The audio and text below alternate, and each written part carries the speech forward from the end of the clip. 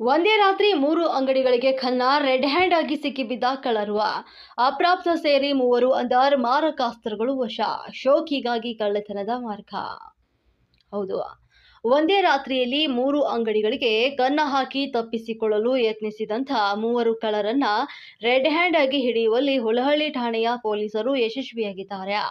3 ಪೈಕಿ ಓರ್ವ ಅಪ್ರಾಪ್ತ ಸರಿಯಾಗಿದ್ದು, ಬಂಧಿತರ ಬಳಿ ಮಾರಕಾಸ್ತ್ರಗಳು ದೊರೆತಿವೆ. ಗ್ರಾಮಸ್ಥರು ನೀಡಿದಂತಹ ಮಾಹಿತಿ ಮೇರೆಗೆ ಪೊಲೀಸರಿಗೆ ನೆರವಾಗಿದ್ದು, ನಂಜನಗೂಡು ತಾಲೂಕಿನ ಹೆಡಿಯಾಲ್ ಗ್ರಾಮದಲ್ಲಿ ತಳರಾಸ್ತ್ರಿ ಬಸ್ ನಿಲ್ದಾಣದ ಸಮೀಪವೇ ಇರುವಂತಹ ದಿನಸಿ ಅಂಗಡಿ, ಕಬ್ಬಿಣದ ಅಂಗಡಿ ಹಾಗೂ ಗ್ರಾಮದ ಹೊರವಲಯದಲ್ಲಿರುವಂತಹ ಮದ್ಯದ ಅಂಗಡಿ ಬೀಗ ಮುರಿದಂತಹ ಖದೀಮರು ಕಳ್ಳತನವನ್ನ ಮಾಡಿದ್ದಾರೆ.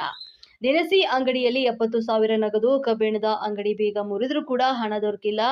ಮದ್ಯದ ಅಂಗಡಿ ಬೀಗ ಮುರಿತದಂತಹ ವೇಳೆ ಭಾರಿ ಶಬ್ದ ಬಂದಂತ ಕಾರಣ ಜಮೀನಿನಲ್ಲಿದ್ದಂತಹ ಕಾವಲು ಕಾಯ್ತಿದ್ದಂತಹ ರೈತರು ಪೊಲೀಸರಿಗೆ ಮಾಹಿತಿಯನ್ನ ನೀಡಿದ್ದಾರೆ.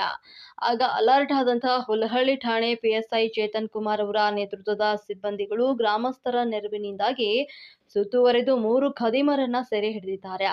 ಮಾರಕಾಸ್ತ್ರಗಳ ಮೂಲಕ ಬೆದರಿಸಿ ಸ್ಥಳದಿಂದ ಪರಾರಿಯಾಗಲು ಯತ್ನಿಸಿದ್ದಾರೆ.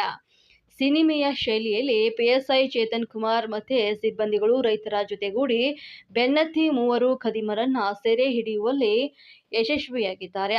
71 ವರ್ಷದ ಪ್ರತಾಪ್, 35 ವರ್ಷದ ಮಹಾಲಿಂಗ ಹಾಗೂ 17 ವರ್ಷದ ಅಪ್ರಾಪ್ತ ಬಾಲಕ ಸೇರಿ 3ರನ್ನ ವಶಕ್ಕೆ ಪಡೆಯಲಾಗಿದೆ.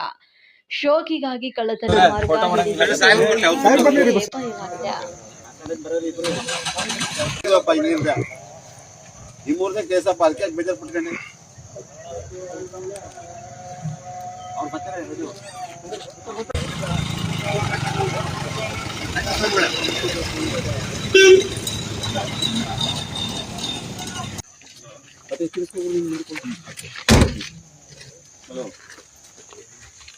Halo.